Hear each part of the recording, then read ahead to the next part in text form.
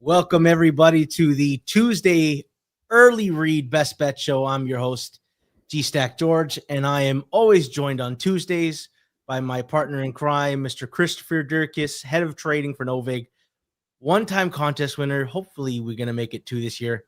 Flup, how are you, my friend? Very good. I would have been much better if the Rams had won, though.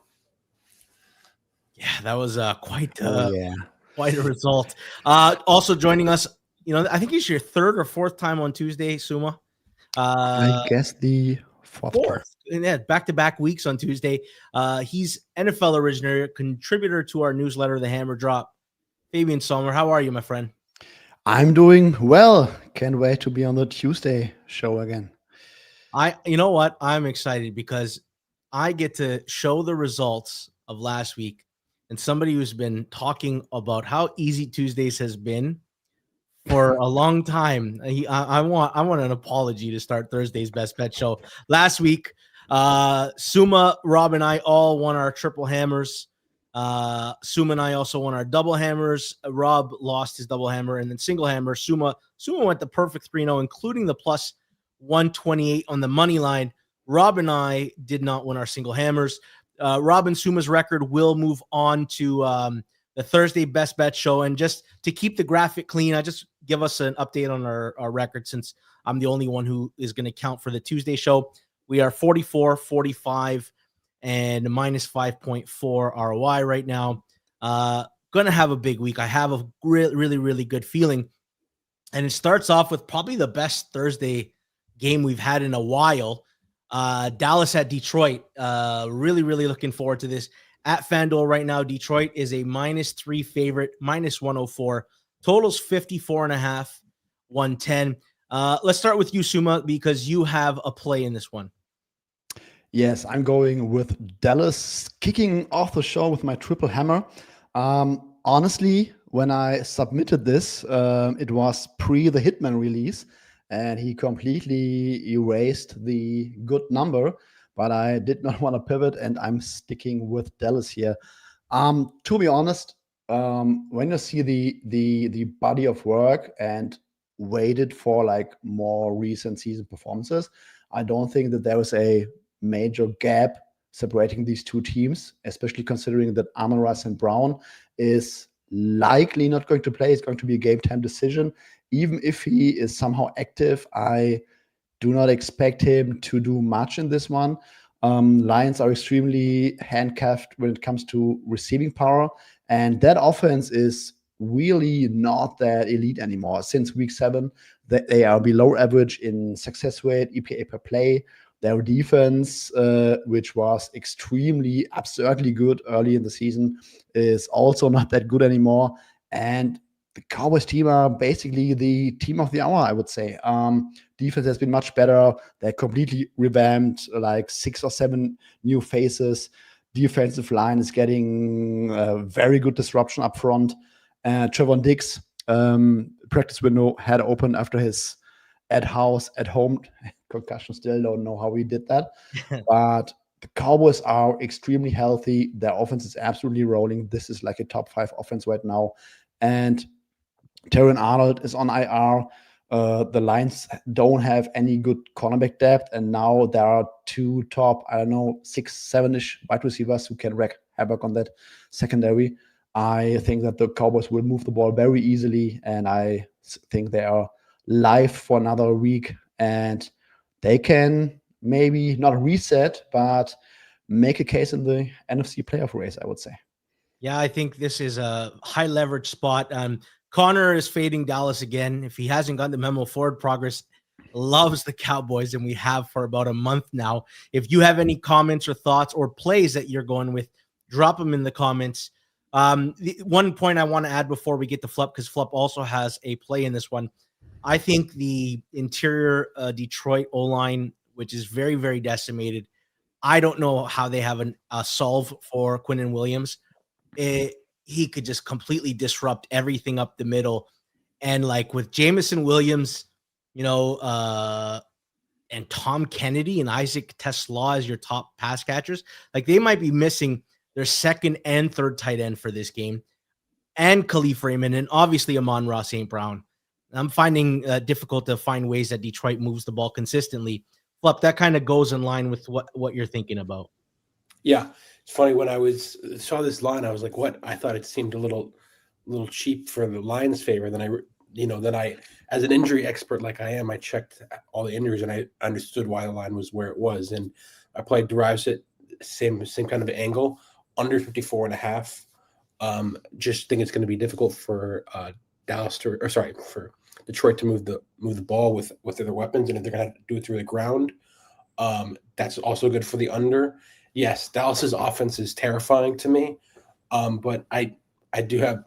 This is still a very big number. This is one of the biggest numbers of all season for a total, and hoping to get a little steam. It's also Thursday night game, a little bit lower rest, et cetera, et cetera. Yeah, I'm. You know what? I kind of like this comment. Detroit team total under. That's probably a little bit of a better angle. I think that's a little bit better. We give spreads and totals, but yeah, I like that as well. I was going to give it out as one of my hammers, but I'm very price sensitive on this game, and I think Hitman moved it a little bit out of my want to give it out range, so just left it off the card. Listen, before we continue, this show is sponsored by FanDuel. And if you are in Missouri, it's official. You now have FanDuel Sportsbook live in the Show Me State. If you've been waiting to get in on one of the best books in the business, now's the time. FanDuel's offering new customers $300 in bonus bets when you place your first $5 bet, win or lose. That's right, $5 in, $300 in bonus bets back, guaranteed. And for launch week, FanDuel's given every customer a no-sweat bet every day, so you can fire away knowing even if the ticket doesn't cash, you'll get bonus bets back to keep rolling. FanDuel's interface is clean, fast, and built for serious bettors. Live markets update instantly. Same-game parlays are smooth, and payouts hit quick. So if you're in Missouri, download the app or head to FanDuel.com/forwardprogress to sign up and get your bonus. Because Missouri, it's time to play your game with FanDuel. 21 and present in Missouri. Gambling problem? Call 1-800-GAMBLER. Or new customer offer. First online real money wager only. $5 first deposit required. Bonus issued as non-withdrawable bonus bets that expire 7 days after receipt. For all customer offers, opt-in required each day. Refund issued as a non-withdrawable bonus bet that expires 7 days after receipt. Max refund $20. Restrictions apply, including some token expiration. See terms at sportsbook.fanduel.com. Well, if you want to bet on FanDuel, at FanDuel, and you're in Missouri, maybe you want to bet on the Miami-New York Jets game. Right now, Miami is -3, -102 in market at FanDuel. Total's 41.5, heavily juiced -122 to the under. You can get into the drag down market and get a 40.5 -111 if you don't care about the 1 point there. Suuma, let's start with you. What are you seeing in this game? Can you guys hear me? Yeah, we can hear you. Can you hear us? Yeah. I missed the last 50 seconds. Which game are we at right now? Miami and the Jets. My team versus your teams. Oh, hold on. It's my team versus both your teams. I'm changing my triple hammer. I'm going with Dolphins here. I'm kidding. Suuma, start us off with the Jets and the Miami Dolphins. I like the Jets at 3 if it gets to a flat 3. I got lucky with the Jets last week, I will say that, but I still think that this defense is at some point in for some turnover regression, and I'm super down on Miami's passing game. The rush attack last few weeks has been very, very good. Like that offensive line is now moving some people, I would say, and creating some nice holes for the 1A chain. But Jets defense, they got picked apart by Kirk Cousins and Bijan Robinson for major parts, but I don't think that the Dolphins offense in terms of passing game is at that level right now. And Kirk Cousins was finding all these soft spots and matchups very easily until the last 2 drives. And I just don't trust Tua to achieve that. On the other side, that defense has been much better against the run. I think they are still susceptible to the pass. And I like this floor of the Jets offense with Tara Taylor, Adonai Mitchell, John Mechie a lot more than what they had early in the season. And I could not get to a 3, so hoping for a little bit more Dolphins money. Yeah, Flup, I'm curious where you think this goes. So far, we've gotten nothing but under money in this market and Jets money from the. You think we continue to see it at a 2.5, or is it kind of this in between 2.75 that we've been getting?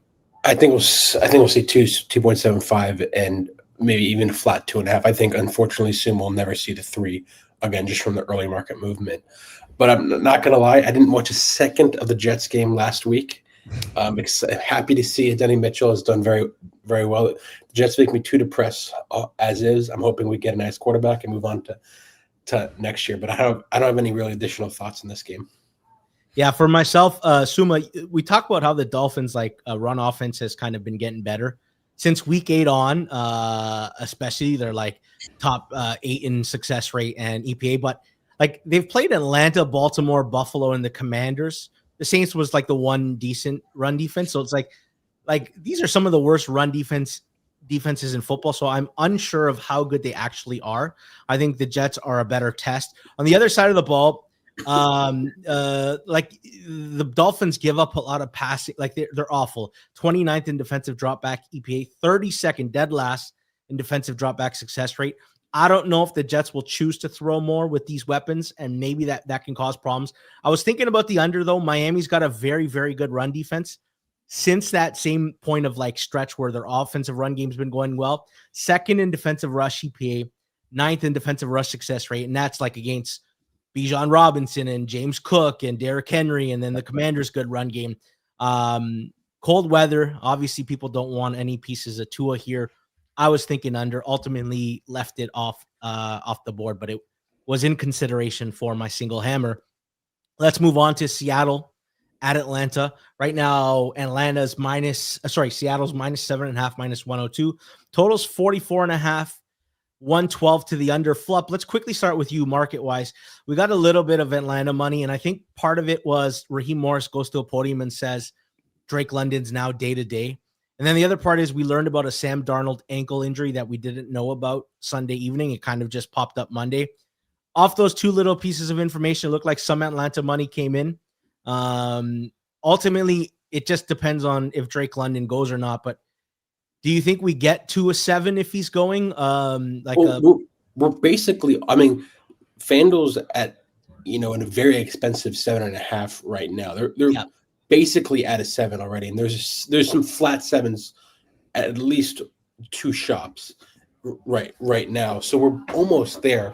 But these kind of market moves, they don't really mean much because it's all injury based. So it's just like you said, if we both get the pieces in where like Drake London plays and we get more confirmation that Sam Darnold is pretty injured, then we're definitely getting a 7, maybe even down to a 6.5. And if we don't, it's probably going back to 7.5 or 8. Yeah. Suuma, I speculated a little bit early. And I want to make the case in a little bit for maybe why I like Atlanta, but I'm curious your thoughts on this matchup first. Not too many thoughts. I think Kirk Cousins is playing much better than Michael Penix has in this offense, but I am absurdly high on the Seahawks defense. Like when I adjust for recent performances, non-garbage time stuff, opponents. I mean, last week, yes, Max Brosner should not count in like any data set, but they basically gave up no yards. So what more could you do against a terrible quarterback? And I think they will also have this Falcons offense in their back, to be honest, because this Falcons offense functions when either Bijan is having a good game, and or B, they can just force the ball to Drake London. And even if he plays, I mean, PCL injuries have been very bad for wide receivers recently, like Puka Nacua last season. I think Ricky Pearsall. I mean, he has like 1 or 2 targets a game right now. So I'm not sure that even if Drake London plays, whether he is going to have like a major role or is like close to 100%. So I think that Seattle's defense will come out with a game plan where they completely sell out against the run, and then it's going to be very hard for the Falcons to move the ball. I think Seattle will have on offense more success with their running game because Atlanta's defense can be or can struggle against these like bigger, stronger run looks with like multiple tight ends. But Sam Darnold's passing game, someone in the chat said that the Rams found a recipe against that. I mean, since week 7, they are still like 5th or 7th in success rate, but the big plays are not coming, and he's having more turnovers. So they're not at that absurd level like they were early in the season. And the Falcons can have a decent passing attack, and they can also time up a lot of blitzes at the right time. So I kind of lean toward the under here. Yeah, so that was my exact thoughts. So like Sam Darnold has looked shaky when facing pressure, and the interior O-line's kind of taken hits the last few weeks. Obviously, Jake Sundell, their center, goes down a few weeks ago. Then their left guard, Gray Zabel's battling through injuries at left guard. Now it's their right guard, Anthony Bradford. That's not a loss. Anthony Bradford can... I mean, how can the backup be worse than Anthony Bradford? No, listen, I made the point that this guy is like the JaVale McGee of like offensive linemen, where it's a highlight reel of bad plays. But the fact is, if those are your starters, then I don't know what the backups might look like. The real key is, though, Sam Darnold, when he faces the blitz, and he didn't look good last week. I pulled up the numbers last week. He wasn't very good. He had like a 1-to-1 touchdown to INT ratio. He played against Minnesota. Atlanta's the second highest blitz rate in football, 5th highest pressure rate. They could cause some problems for Seattle. And the other problem is Atlanta's like, okay, you run the ball against Atlanta to have success, but Seattle doesn't run the ball very well. So maybe Atlanta's biggest weakness is not exactly the weakness that it is against a team like Seattle. For myself, is I'm waiting for London, because so far the totals ticked up from 43 opener, 43.5 to 44.5.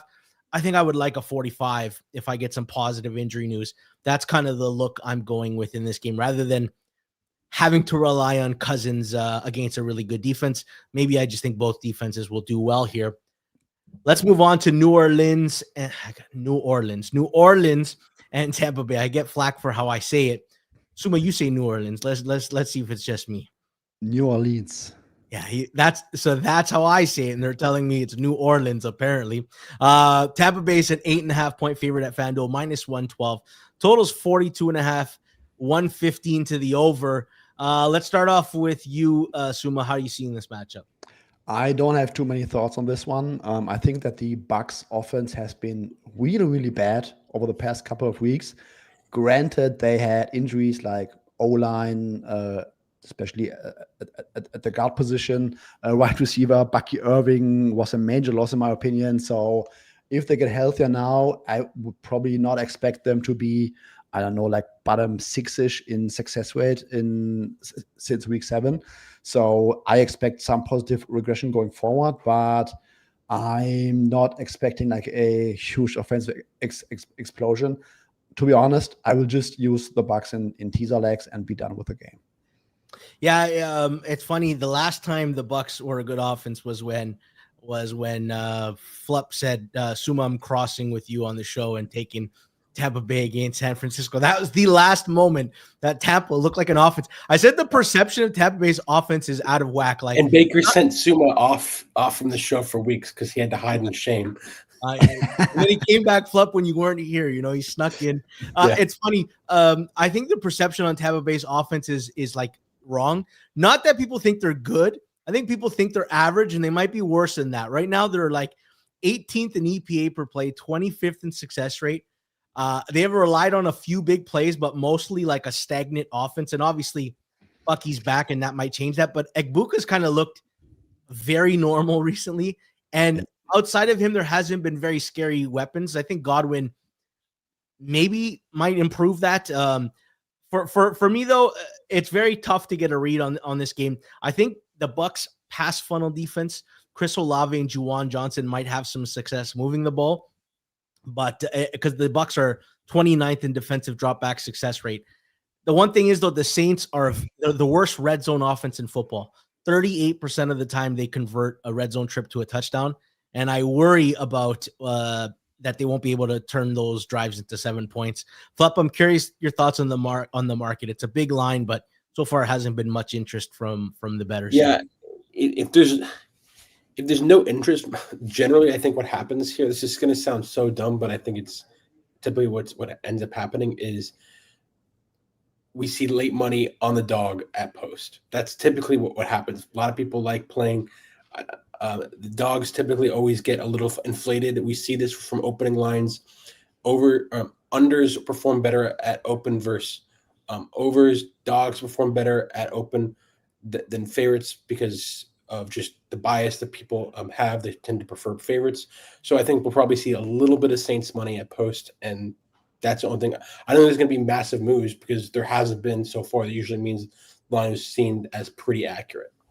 You know, Flup, I didn't get to recap your results because you weren't here last week, but you went 2-1 last week. You went to Thanksgiving, like your bye week. You went good, and I want you to come out of the bye week strong this week. If you haven't done it yet, please like the stream. Keep dropping your comments. It helps us in the algorithm. And of course, if you're not subscribed, what are you doing here? Let's move on to Washington at Minnesota. Right now, Minnesota's -1.5, -115. Total's 42.5, -12. 112 to the under. You guys both have a play on this. Let's start with you, Suuma. A play sent this market in the opposite direction. Washington was a small favorite. Now it's Minnesota.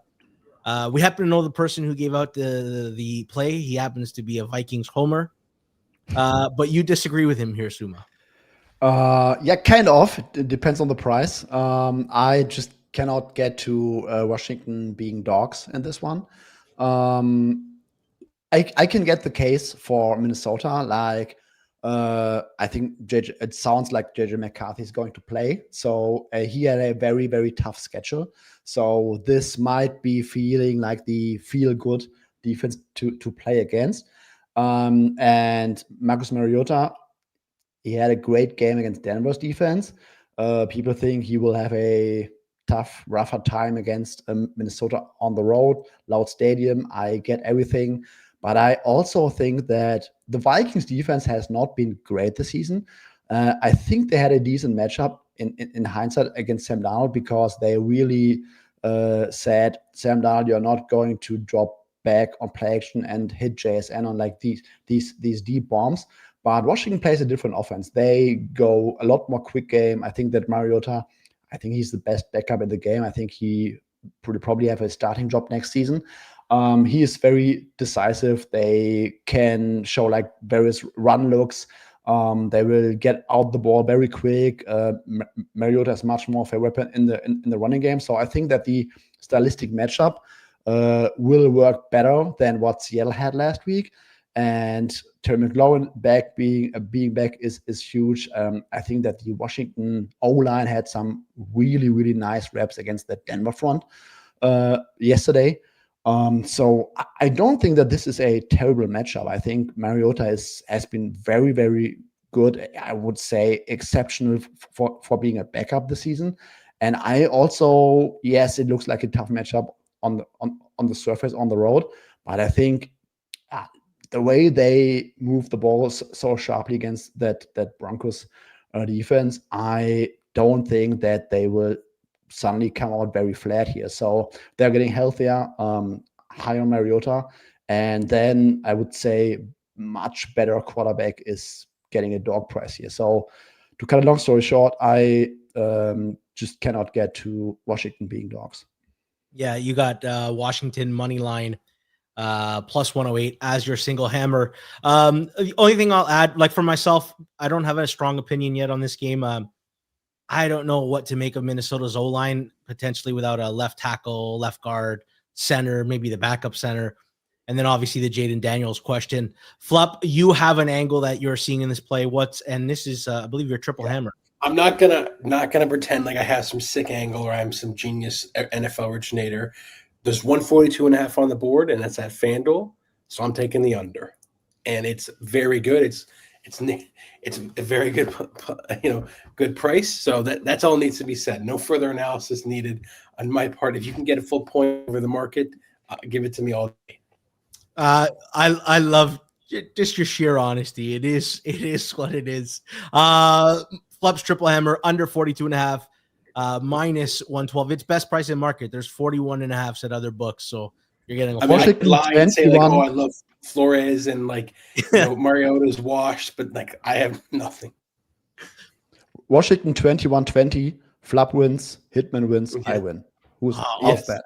All three of you. I love that. Everybody wins at the hammer. Okay, let's move on to Indianapolis at Jacksonville. Right now, Indianapolis minus 1.5, minus 115. Totals 47.5, minus 112 to the over. Suuma will start. Let me start with me, even though we both got to play, just because I didn't have many opinions on the last one. I don't know if I'm missing something here. I've downgraded Daniel Jones. I don't know. Did I not do it enough off the shin? I can't get below 3. I do make this price 3. Every way I price it, even with the Sauce injury, it's not like Jacksonville is not without their own injuries. 3 offensive linemen down: Walker Little, Patrick McCarry, Chuma Edoga, Arik Armstead, and Trayvon Walker on the D-line. And well, obviously, they might get some of those guys back. But outside of the Sauce Gardner thing, Indy's relatively healthy outside of that. So let's start with the Indy's offense. Even with slowing down, they're still capable of running the ball on teams and throwing it to their like many weapons. I'm finding it hard for the Jags, which is a middle of the pack defense when adjusting for schedule, to stop the Colts consistently outside of like relying on key turnovers. On the other side of the ball, the Jags are still not a good offense. They had 270 yards of offense against a bad Titans team last week, 20th in EPA. I haven't seen the leap from Lawrence. They're starting to integrate Jacoby Myers slowly, but I don't know. Brian Thomas Jr. does not look like the same guy. He's got an ankle, and a lot of these ankles, even though they return, it takes like 4 or 5 weeks to get up to speed. Like CeeDee Lamb, who hasn't looked right until last week for the first time this year post ankle injury. For me, it comes down to which offense I trust to move the ball more consistently, and that's without a doubt a Colts. Give me the Colts minus. It says 1.5, minus 115. Suuma, let's just go with that. Okay, that's my triple hammer. Indianapolis minus 1.5, minus 115. Suuma, you've also got to play here. Exactly the same. Going with the Colts double hammer. I think I'm done with the hammers now already. Yeah, I echo a lot of what you have said. The Colts offense has looked much worse in recent weeks because A, they've played much better defenses, and B, Daniel Jones has been playing hurt, and C, he has been regressing a little bit more in terms of pressure to sack rate, which was absurd, which was like, I don't know, several standard deviations. Wait, Suuma, I just got to start to interrupt. Is that because he's hurt, or is that because he's actually playing? Because I feel like is it not just one of the same? Like, is he actually playing worse and regressing, or is he just hurt? And that's why both I would say. So like early season, I think his pressure to sack rate was like absurdly low, and then you play worse defenses, you are injured, you cannot move like laterally all the time, cannot escape too many muddled pockets, and then he turns into, like, I would say, his former self a little bit more than he did in the early season. That was my point. I guess sorry, my point would just be like, we all saw like the practice footage of him clearly like wincing and could barely like, that's going to massively affect your pressure to sack rate ratio. You have to assume that every week it gets better. Not because and he's not playing worse because he's regressing, but simply because like he's interested. I take issue with like you're attacking him for regressing. I just think it's injury, and you can assume he's going to get better. Not he's actually regressing back to the old Daniel Jones. I don't know if you disagree with that, but I don't. I would say he will probably be like kind of in the middle, because like early season it was like so much better than he was at his career. So fair. I would assume that at some point he would get worse a little bit. But now I think that several factors are like colliding, and that made everything worse than it probably should be. So it's also an injury that he can A, play through, and B, people were saying like he should be like fully healed by the end of the season. So I agree that he should probably get like a step better every week. We don't know when this will be, but he will likely going to get a little bit healthier going forward. And yeah, I don't like the Jags passing defense. I think that they will not generate as much pressure as recent opponents did.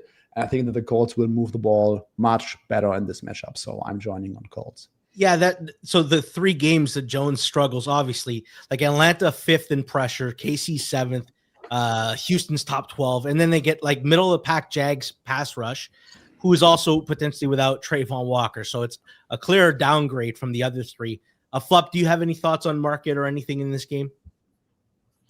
Not really, honestly. I mean, there was a little bit of indie money, but nothing substantial. So, yeah, I'm still wondering where the money's going to come in on that game. Pittsburgh at Baltimore. Let's move on. Right now, Baltimore is -5.5, -115. Totals 43.5 flat. Suuma, let's start with you because I have a lot of thoughts on this game. What do you make of this game? I lean Ravens at the 5.5. Yes, Lamar Jackson is, I think, clearly injured and not as mobile as he used to be. But look at the guy on the other side, man. I mean, Rodgers is 42 years old. He's playing with a broken wrist. The Steelers' offense has not completed a 20-plus air yard attempt in over 5 weeks. 13 attempts, 0 completions, past 20 air yards. This is like an offense that really only functioned with like short underneath yak stuff. And even that has not been working anymore. They cannot get a consistent run game. Rodgers is starting to throw people under the bus like he did at New York. So I think that this is really crippling down. And the Steelers could not defend the Bills' rushing attack whatsoever, which was not anything special. They just line up and outman those guys. James Pierre is likely not going to play. Patrick Queen looks like he's 50-50 at best. I think this might be a game where the Ravens find their rushing attack a little bit back. And yeah, I just don't see how the Steelers offense is competitive in this one. Yeah, Flup, this one has kind of bounced in the market. So first of all, we saw some totals 45.5 Sunday night. Those didn't last. The under got obliterated to 43.5. I mean, as we're speaking, I think no, sorry, it was an hour ago. But like even Circa got hit down to 42. This just screams like it's going to keep going down. I could see this total hitting at 42 or even 41.5. Would not be surprising. Yeah, and we got some bounce back in the like Steelers were +6 at one point, got hit. And then the Ravens money came back in, bringing it back to 6. I know FanDuel is at 5.5. It feels like there's going to be interest in both sides. For me, I can't understand it, Flup. Pittsburgh cannot stop the run, 28th in defensive rush EPA. What's worse, if you can't stop the run, but you're also bottom 5 in pressure generated, 27th in pressure generated, I don't know how you stop anybody, truly. Like, if you can't generate a pass rush, your corners are old and can't handle speed, and you can't stop the run. If ever like Baltimore is going to get it going, this might be the spot. You would have think they would have got it going versus the awful Bengals defense and didn't do anything. So I'm just saying, like, and clearly the market stone disagrees. If there's a play to be made, I think it's on the under 43.5 on FanDuel here.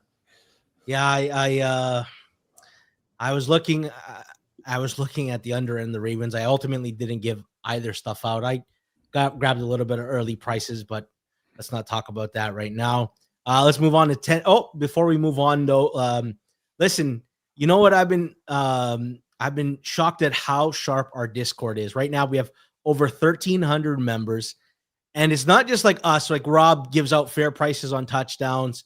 Alex is giving out NHL bets. Clive gives out team total bets. Our Discord members are sharp. There's a guy out there who was giving out Dak Prescott 400-1 to win the MVP before the Kansas City game.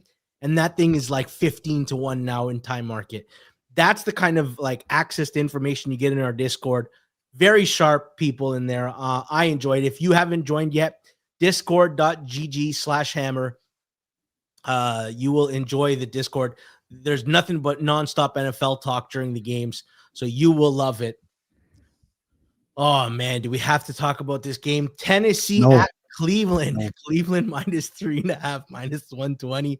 Totals 33.5, 115 to the Is this over. the lowest total that's been there so far this year? This year for sure, and like there's been lower totals in the last. No, I know there's been some snow games that were like in the 20s, I think. Yeah, this is without a doubt the lowest total so far this year. Suuma, let me lead off. I'm the Cam Ward homer. Please. I'll have some thoughts. Okay. I'm surprised to see my number showing value on Cleveland. In a game with like two bad offenses, there's only one unit I actually trust in this game, and that's Cleveland's defense. Top 5 in nearly every metric, including third in pressure rate. I find it impossible to find paths for Tennessee's offense, who's like bottom 2 in every metric. Here's the problem I'm having. Cleveland's only semblance of offense has been getting the run game going, and the Titans are actually like 9th in defensive rush success rate. And you add in that Cleveland's got O-line issues with Jack Conklin. Wyatt Teller's not going to play. He's doubtful. And the one strength of the Titans defense is their interior line, defensive line. This game reminds me of when Vegas was laying margin against the Browns in the same spot. And I was weary about expecting a bad team to cover margin. I get the same vibes here. I just think Cleveland's defense is the best unit in this game, but I can't bet it. It feels like this is going to be a weird game where one key turnover in a key spot decides the game. I'm not touching it as of right now. I think I'd be interested in a Cleveland -3. Flup, any thoughts on the market? We finally saw some. I mean, the Cleveland number went out to 4, but and a little bit, the total went up a little bit. But any market thoughts on this game? Not really. I think this is just a really, really weird game to price because like is Shedeur like I know everyone's. I think Shedeur to me. I've been so wrong on Shedeur. Like I thought at first, I thought he was like going to be good. Then I thought he was going to be awful, et cetera, et cetera. But I think people are so biased by Shedeur that like they want to see the other side wrong. They refuse all like logic. I don't think we've seen enough information to know if Shedeur's certainly bad or certainly good. And this is going to be his third game.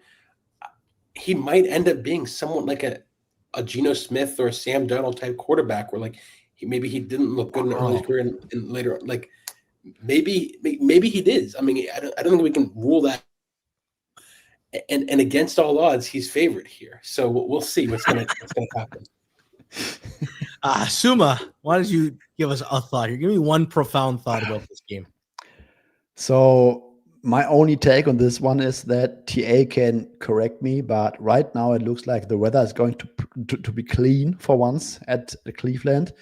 It could change on a dime come the weekend, but right now we are looking at like no wind, no snow, no rain. So yes, the total is justified, but I mean, get like one big play, like one special team blunder, and I mean, this total might be a tad too low, especially when you consider like that this might be a game where both offenses attack like pass funnel defenses. I mean, Browns are great against the pass as well, but they're like special against the run. So I wonder whether both offenses might try to open up a little bit. I mean, Sanders last week, it was a wind game, yes, but he at least early on, he got like some max protection from the OC, and I wonder if that's the case this week again.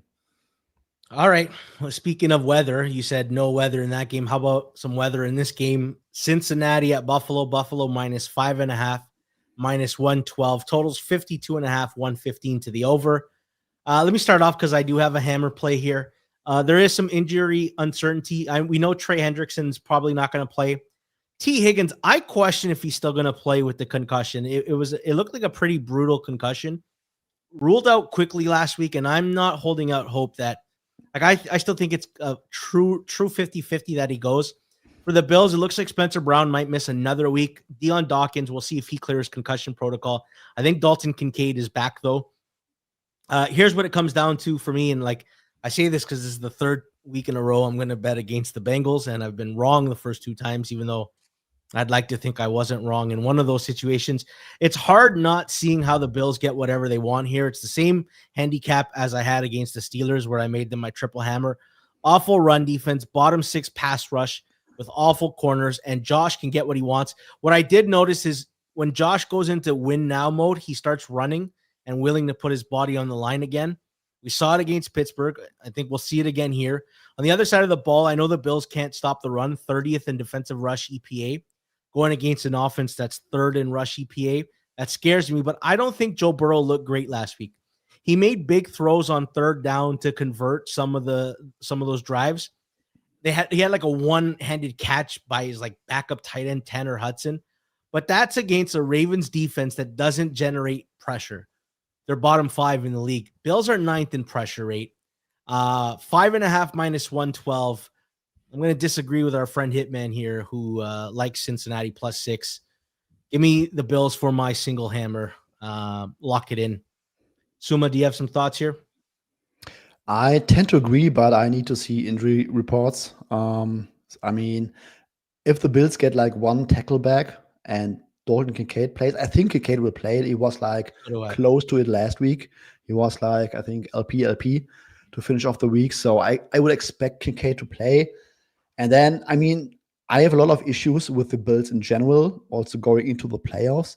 But if they get like either tackleback and Kincaid, I don't know how the Bengals defense generates like any stops in this one. And that might be enough. If T. Higgins does not play, would be a nice bonus. But I need to see like Joe Burrow really chasing that superb Bills offense matchup here. Yeah, I'm very excited for this game. Flup, you have any thoughts on market? We've had a little bit of bounce back between Bills and Cincy. I guess it's kind of like the Ravens game. There's the people who like the 5s and 5.5s for Bills and people who like the 6s or Mr. Joe Burrow. Well, I would have had reads, but now that I got confirmation it's from a fake sharp, aka Hitman, then I have no reads on it. No, I'm just kidding.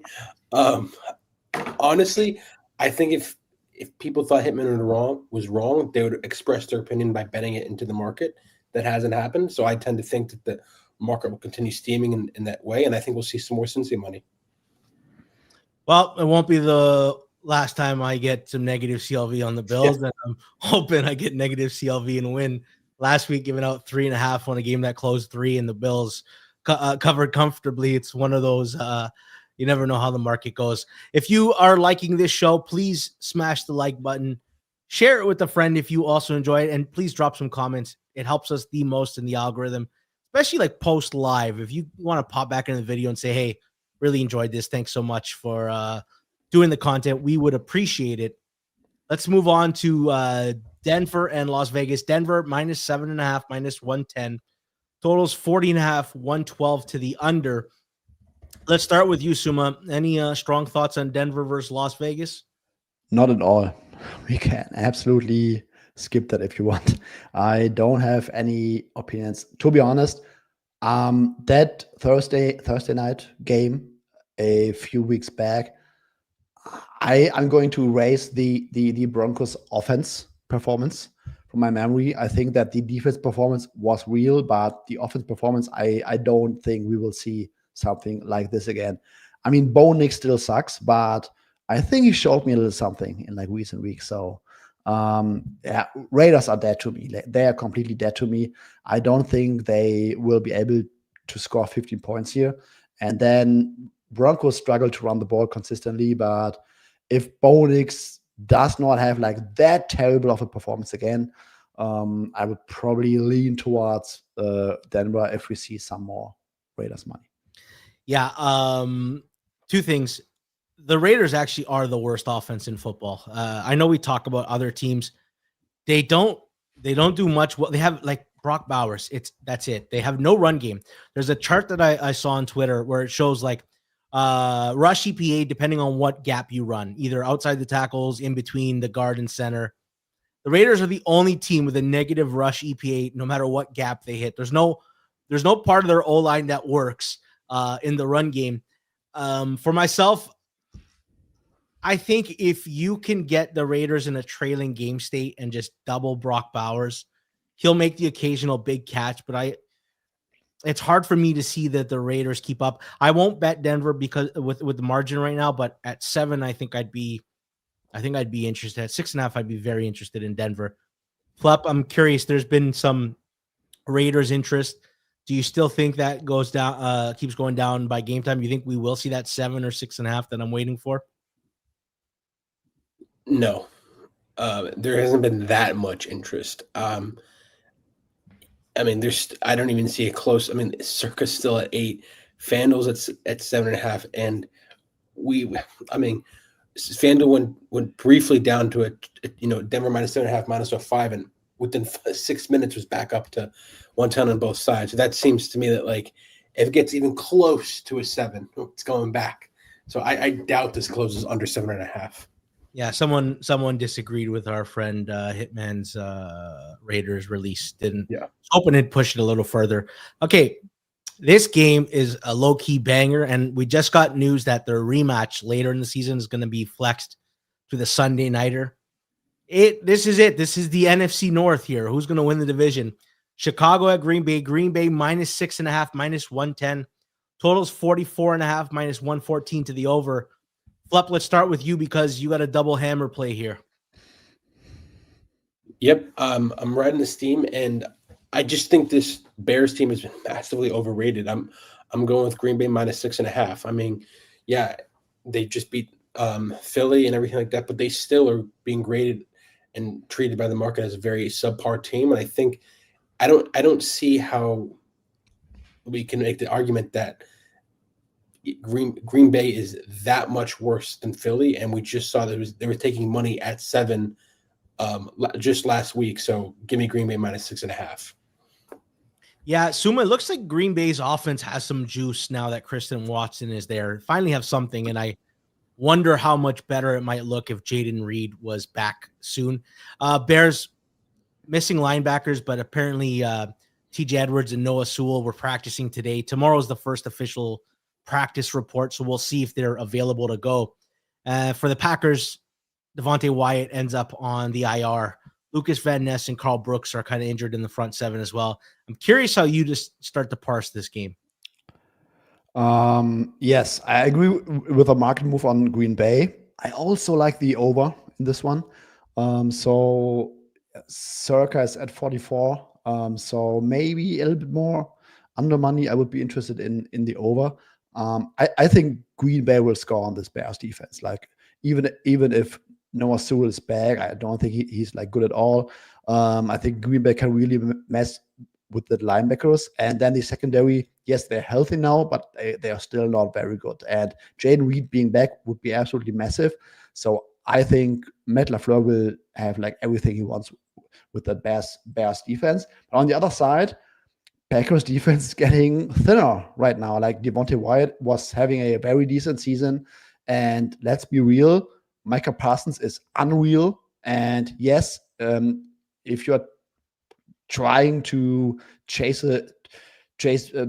being behind against the Packers late in the game, this pass rush can be absolutely terrifying. But I also think that the Bears can get a lot of efficiency with their run game against this Packers defense. So I would not be surprised if the rushing performance against the Eagles was like a 98th percentile.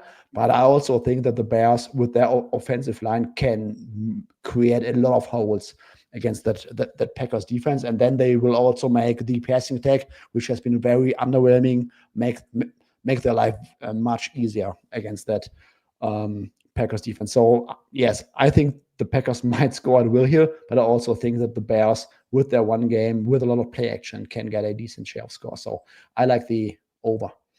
You know, the Bears' performance surprised me last Friday. Not that I didn't think that they could cover the number because I was on them, but I didn't think they'd get 250 yards running against Philly. And I'd like to think that Green Bay has a good run defense, but I'm not sure that, like, Bears have basically been the number 1 rush offense since their bye week.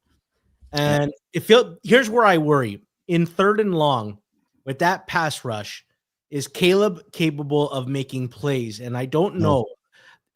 And then the other side of it, yeah, the Eagles kind of Chicago hang around. What happens if Green Bay puts some points up early and they had to revert a little bit out of their run style offense? Can Chicago play in a trailing game state? So there's a lot of questions for me. I have not got involved in the game yet, but I'm very excited about it. Let's move on to Rams and Arizona.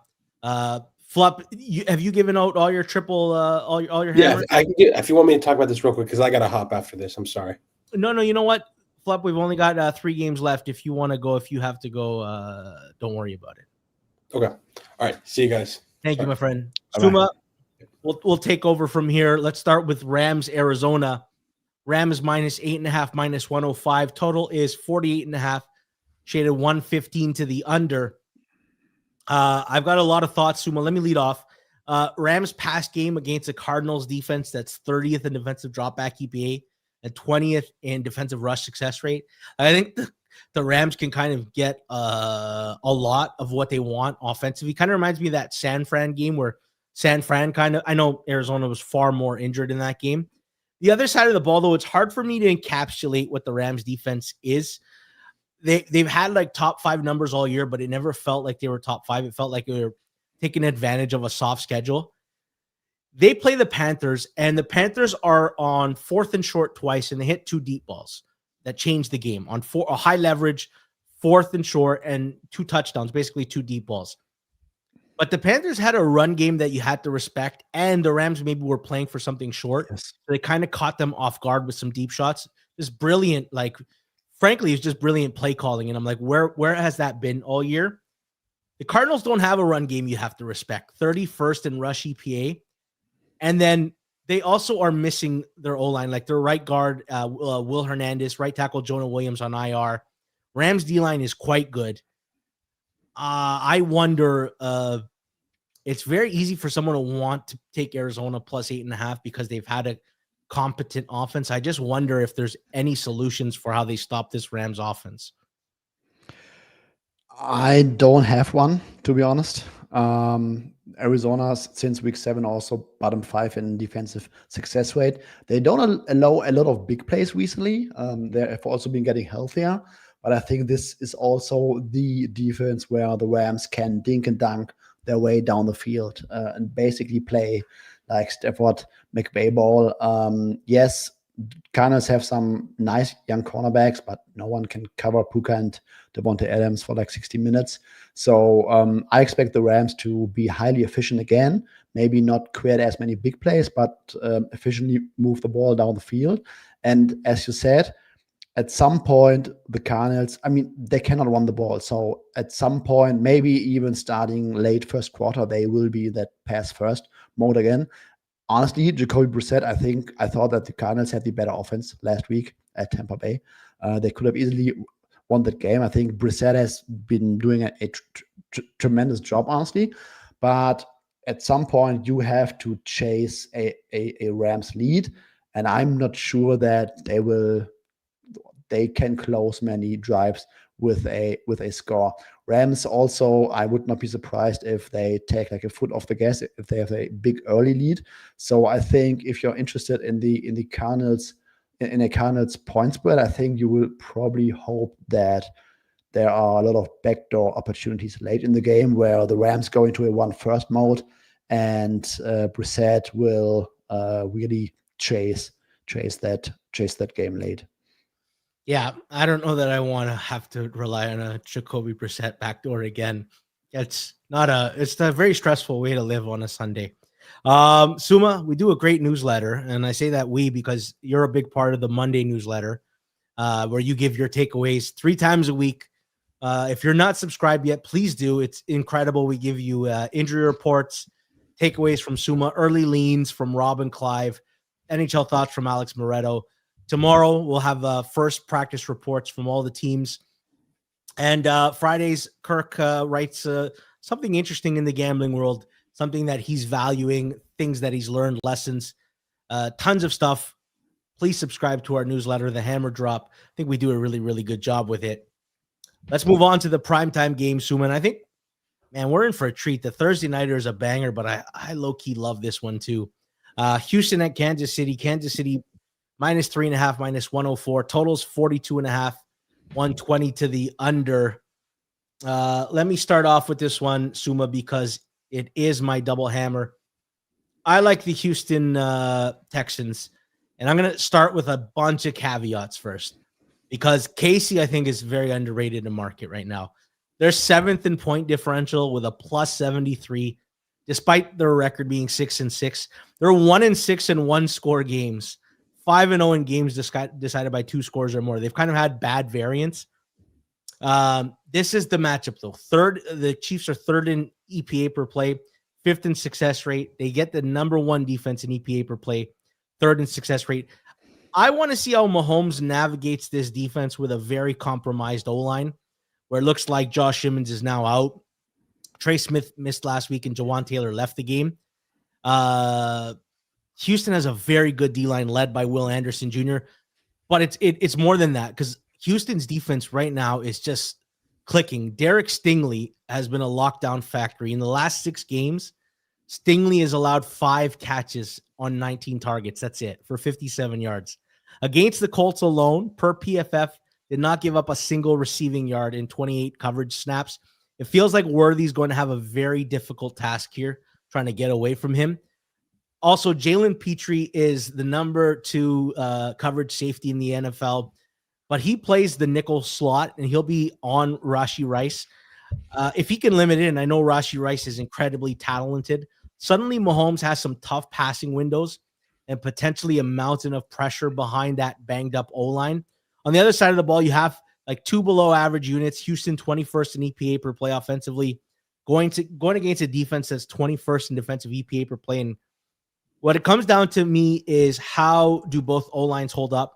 Spagnuolo is going to send some creative blitzes at Houston. They're 7th in pressure rate, 3rd heaviest blitz team.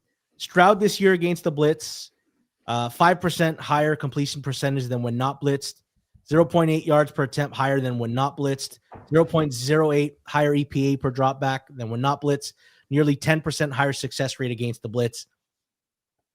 I like Houston. I think Houston can win this game. I think Houston is a dark horse in the AFC. I think if you want to hold off because there might be some KC money late like usual, I understand it. But for me on a Tuesday, when I need to lock in a play that I feel quite strong about, I want Houston plus 3.5, minus 118 as my double hammer. It's finally time to fade Patrick Mahomes, Suuma. What are your thoughts? I echo a lot of what you have said. This Texans defense, this is a bad matchup for the Chiefs, I think, which sounds bad because typically no defense is a bad matchup. But when you're dealing with these kind of O-line injuries, I think so. You mentioned Trey Smith, Josh Simmons, Jawan Taylor, maybe all 3 are going to be out. And the Texans, fundamentally, they are a 4-man rush, single high, cover 3 type of defense, with Derek Stingley locking down one side of the field. And they can adjust. So DeMeco Ryans is very good at adjusting to like various offenses. For example, against the Niners in week 6 or whatever that was, Kyle Shanahan beats cover 3 to death, and DeMeco Ryans played like tons of cover 4 all of a sudden. And I think in this one we might see more man coverage from the Texans, because Patrick Mahomes has like some insane split between zone and man coverage. So I do not expect the Texans to sit in like soft zone coverage all day long. I expect them to be more aggressive, bump those guys at the line of scrimmage, let Derek Stingley play more man coverage, and then really try that the pass rush can get to Mahomes. And this might just be enough. Texans offense has been better. Yes, Brian Cook for the Chiefs might not play in this one, but I think that the matchup for the Texans defense might also just be enough to maybe make the Texans live dogs in a low scoring game.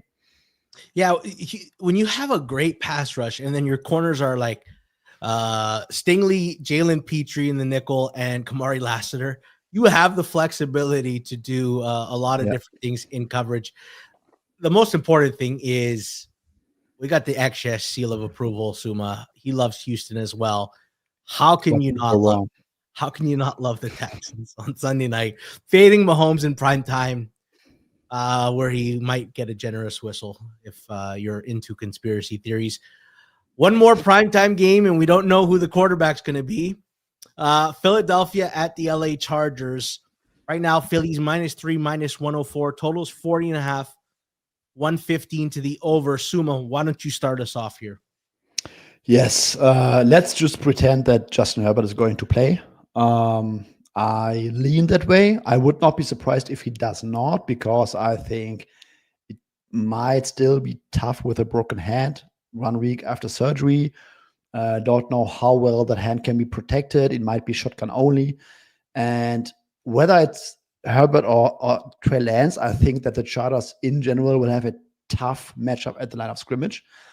Because that Chargers offense line is still bad. I think the Eagles can work that line all day long. I mean, the Bears have an incredible run game. The Cowboys have an incredible passing attack. The Chargers have neither right now. They have a few flashes if Justin Herbert can be somewhat protected. But I think this might be a bad matchup for the Chargers offense, even with Justin Herbert. And then when you consider that he might not be perfectly fine, because that offense might be a little bit limited in terms of shotgun only. And yeah, I like that matchup for the Eagles defense, to be honest. I'm super down on the Eagles offense. I think there are many bad things going on right now. They cannot move the ball. They have no run game. They have the second highest average distance to go on third down. I think Kevin Pizzola does not give them any creativity. And they will also have a really tough matchup against the Chargers zone coverage. So generally, I lean under. Under has also gotten crushed a little bit since that Herbert news. If Herbert is in and the total climbs up, I would really like the under, because I don't see either offense doing a lot in this one. Yeah, any 42 and a half, 43 that were available were crushed, and great bets. Chargers have sneakily one of the best defenses in football, 6th in defensive EPA per play, 6th in defensive success rate. If their tackles don't get hurt, Jeff Feinberg, cover your ears. This Chargers team was like a legit contender, weren't they? It's actually sad that we don't get to see this version with healthy offensive tackles. Suuma, I'm with you, man. I like what I've saw from Trey Lance in preseason, but that is a preseason, and this O-line is preseason level against a really good Philly defense. And I'm all the way out on Philly's offense. The fact that they could not move the ball against a Bears defense that I think is bad screams about how bad Philly is. But truthfully, I have not done anything with this game. I need to find out about Justin Herbert, and then I have to see where the line goes and decide where I want to attack from there. But Suuma, let's leave it there. We covered every game. Let's recap our bets, though, for everybody who skips to the end or is just joining us now. Indy -1.5, -115 is my triple hammer. It's Suma's double hammer. Flup's on the Minnesota-Washington under 42.5, -112 as his triple hammer. Suma's on Dallas +3, -118 as his triple hammer. My double hammer is Houston +3.5, -118. Flup's Green Bay -6.5, -110 as his double hammer. And then single hammers, I'm on Buffalo -5.5, -112. Flup's on the Dallas Detroit under 54.5, -110. Suma's on Washington money line +108. 3-0 last week on Tuesday, Suuma, and we better get an apology from Rob, who accuses the Tuesday show of taking advantage of soft lines, and it's a lot harder to handicap games when you don't know all the injury information, right, Suuma?